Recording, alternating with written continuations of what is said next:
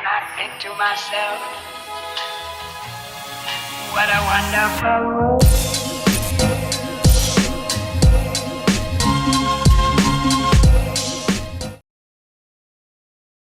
Halo semuanya, selamat datang kembali di Story Film. Bayangkan kamu terbangun dalam keadaan terikat, sendirian, tak bisa bergerak, tak bisa kabur, dan tak ada seorang pun yang tahu kamu ada di sana.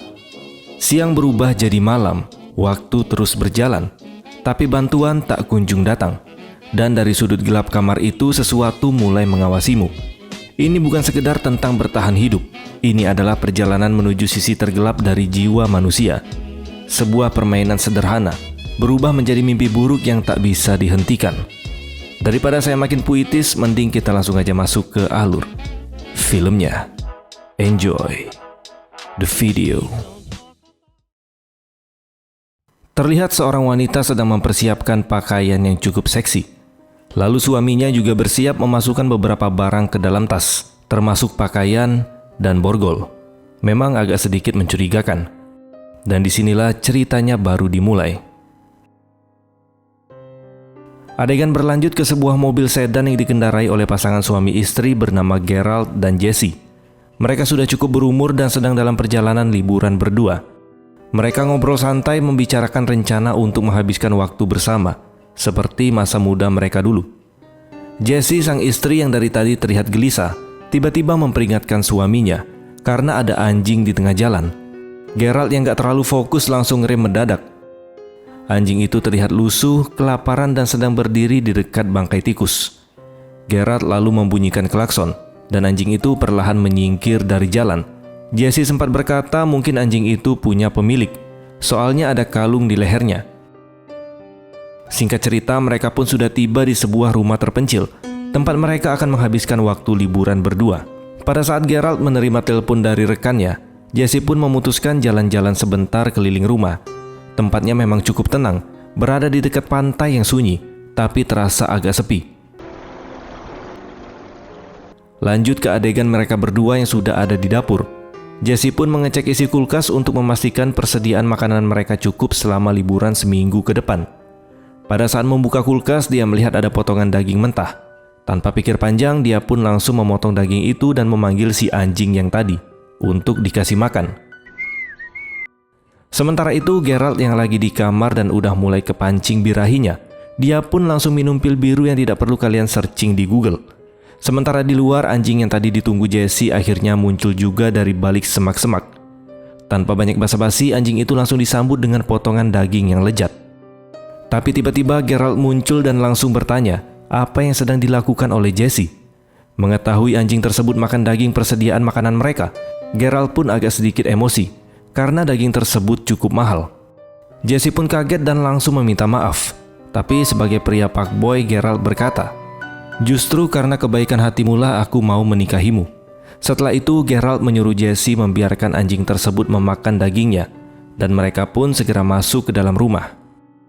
Lalu terjadilah adegan yang mungkin sudah kalian tunggu-tunggu, dan tentu saja tidak akan saya masukin ke video ini. Kemudian mereka berpura-pura bermain peran kayak di film-film. Pada saat Gerald meminta Jessie untuk berteriak meminta pertolongan sampai tiba-tiba mulut Jessie disekap oleh Gerald. Mulai dari sini Jessie terlihat tidak nyaman. Sayangnya Gerald mengira ketidaknyamanan itu hanyalah bagian dari peran yang sedang mereka mainkan. Lalu Jessie pun berteriak dan meminta Gerald untuk melepaskan borgolnya karena dia merasa nggak nyaman dengan perkataan Gerald. Jessie kembali memohon kepada Gerald untuk dibukakan borgolnya. Sampai akhirnya Gerald berinisiatif untuk melakukannya lagi dengan cara yang lebih halus. Tapi tetap ditolak sampai-sampai dia menggigit bibir Gerald pada saat ciuman. Gerald yang kecewa atas perlakuan Jessie tiba-tiba terlihat kesakitan dengan memegang dada sebelah kirinya. Dan tidak lama kemudian Gerald terjatuh di atas tubuh Jessie. Jessie masih tidak percaya dengan apa yang baru saja terjadi. Spontan dia mendorong tubuh Gerald hingga jatuh dari tempat tidur. Saat tubuh Gerald menghantam lantai, darah pun mulai mengalir dari kepalanya. Jessie langsung panik, dia menangis dan meronta-ronta. Namun tangannya masih terborgol kuat di ranjang itu. Singkat cerita, hari pun sudah mulai gelap. Tapi Jessie masih saja bicara pada Gerald yang sudah tidak bernyawa. Memintanya untuk bangun seolah semuanya belum benar-benar terjadi. Tiba-tiba terdengar suara dari arah semak-semak di luar rumah, dan ternyata si anjing tadi muncul kembali. Dengan langkah perlahan dia mendekat ke dalam rumah mengendus-ngendus tubuh Geralt yang sudah tidak bernyawa, dan tanpa ragu anjing itu menggigit lengannya Geralt. Hal itu pun membuat Jesse yang melihatnya langsung panik dan melemparkan buku ke arah anjing itu untuk mengusirnya. Jesse yang pikirannya mulai kacau, dia pun berhalusinasi. Dia melihat sosok Geralt yang bangkit kembali, wajahnya meringis kesakitan akibat gigitan anjing tadi. Tapi di saat Jesse menoleh ke bawah, jasad Geralt masih tergeletak di lantai. Bayangan Geralt yang muncul itu mulai memarahinya, menyalahkan keputusan Jesse yang sebelumnya memberi makan anjing tersebut. Karena kini si anjing kembali bukan karena mau bilang terima kasih, tapi karena mencium aroma darah yang jauh lebih segar dari daging yang sebelumnya diberikan oleh Jesse. Saat ini mereka hanya saling ribut aja masalah hubungan mereka yang renggang akhir-akhir ini. Karena Geralt yang terlalu sibuk dengan pekerjaannya dan Jesse juga yang gak begitu peka terhadap Geralt. Bayangan Geralt juga menyalahkan Jesse karena berjam-jam hanya berbaring teriak-teriak saja, tanpa ada usaha. Adegan berlanjut di saat Jesse berusaha menarik tangannya dari borgol dengan sekuat tenaga.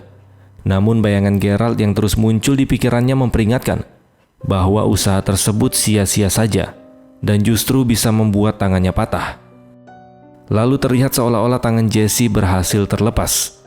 Dia mematahkan kayu ranjang dan tersenyum lega. Dia berpikir dirinya berhasil bebas. Tapi semua itu hanya ilusi. Jesse yang masih terikat hanya bisa menatap versi dirinya sendiri bersama bayangan Geralt, sembari berkata bahwa Jesse sudah mulai tidak waras. Bayangan Jesse hadir bukan untuk menghina atau menyalahkannya, tapi untuk menyemangatinya.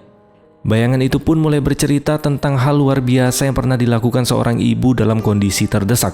Bagaimana kekuatan akan muncul saat tidak ada pilihan lain selain bertahan hidup. Dia mengingatkan Jesse bahwa dirinya punya kebiasaan tidur sambil berjalan, dan bahwa ini bukan pertama kalinya Jesse diborgol seperti itu. Ada seseorang di masa lalunya yang pernah melakukan hal serupa, jauh sebelum Geralt.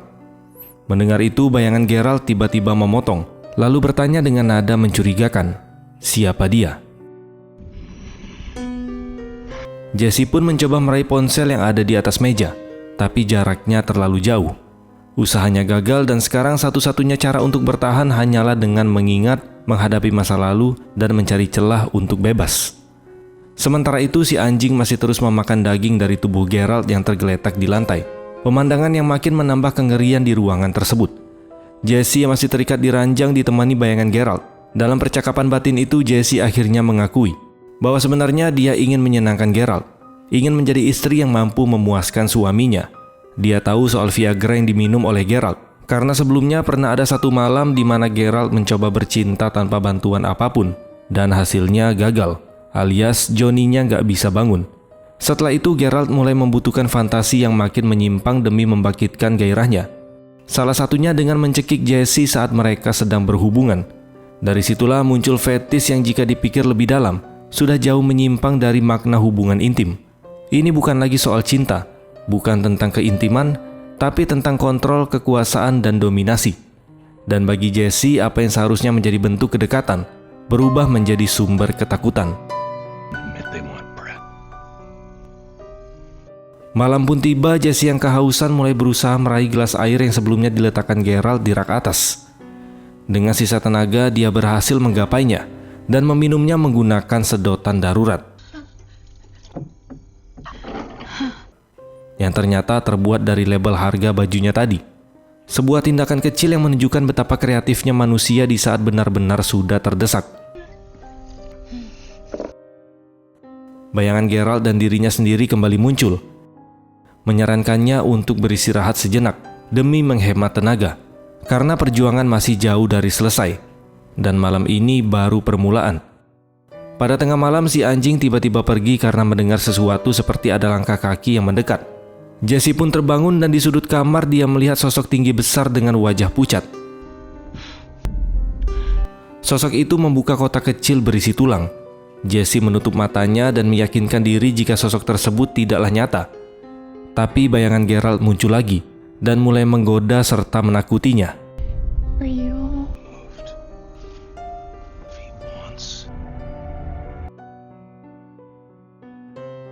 Singkat cerita, Jesse pun terbangun dengan kakinya yang kram, membuatnya meringis kesakitan. Di lantai tubuh Geralt masih terbujur kaku dan kini tubuhnya mulai dikerubungi banyak lalat. Kemudian Jesse kembali minum dan perlahan keramnya mulai mereda. Kemudian bayangan Geralt kembali muncul, seolah tahu mimpi buruk yang dialami oleh Jesse. Dia berkata dalam pernikahan tidak seharusnya ada rahasia, semuanya harus dibicarakan. Geralt lalu berkata makhluk tinggi besar yang dilihatnya semalam itu memang nyata. Buktinya ada jejak sepatu di genangan darahnya di lantai. Tapi di sini Jesse masih tetap meyakinkan dirinya jika itu semua hanyalah halusinasi. Namun Geralt berkata jika makhluk tinggi besar dengan muka pucat tersebut akan datang lagi malam ini.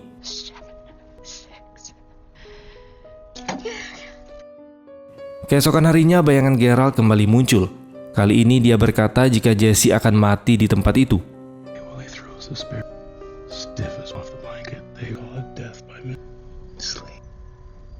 Hingga akhirnya Jesse pun kembali tertidur. Di dalam mimpinya dia bertemu dengan dirinya sendiri pada saat masih kecil.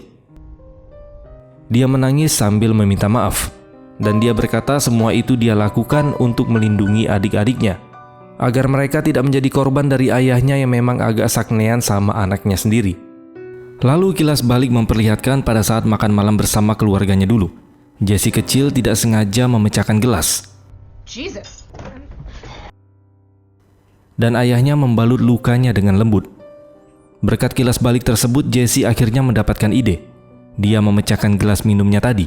Lalu menggunakan pecahan gelas itu dia mengiris kulit pergelangan tangannya, mencoba keluar dari borgol tersebut. Cukup saya dan editor aja yang merasakan kengiluan pada scene ini.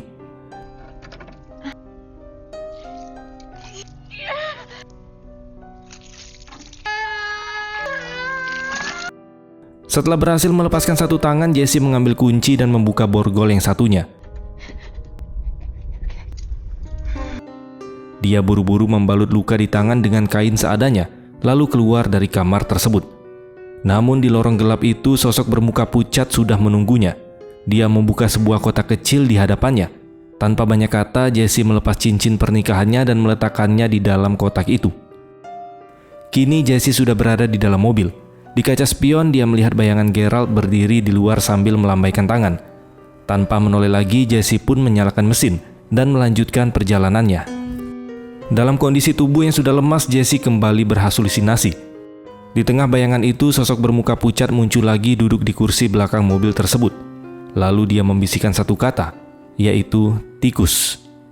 Info sedikit, Jesse tidak suka dipanggil dengan sebutan tikus, karena itu adalah panggilan yang berasal dari pengalaman traumatis masa kecilnya, khususnya saat dia dilecehkan oleh ayahnya sendiri. Seketika mobil pun kehilangan kendali dan menabrak pohon. Beruntung tidak lama kemudian pertolongan pun datang, dan Jesse berhasil diselamatkan. Kini dia sudah pulih meski bekas operasi transplantasi kulit di tangannya masih terasa sangat menyakitkan. Beberapa waktu pun berlalu. Jesse menulis kisah yang dialaminya dengan tangan yang masih terluka. Polisi menyatakan bahwa Jesse mengalami amnesia. Sementara perusahaan tempat Geralt bekerja mencairkan klaim asuransi karena kematiannya disebabkan oleh serangan jantung. Namun pada saat malam tiba, Jesse masih kerap dihantui oleh sosok bermuka pucat di kamarnya. Sosok itu ternyata emang nyata. Dia adalah seorang pria bernama Raymond Andrew Joubert, atau nama julukannya The Moonlight Man, yang memiliki kelainan langka bernama akromegali, yang menyebabkan pertumbuhan fisiknya tidak normal.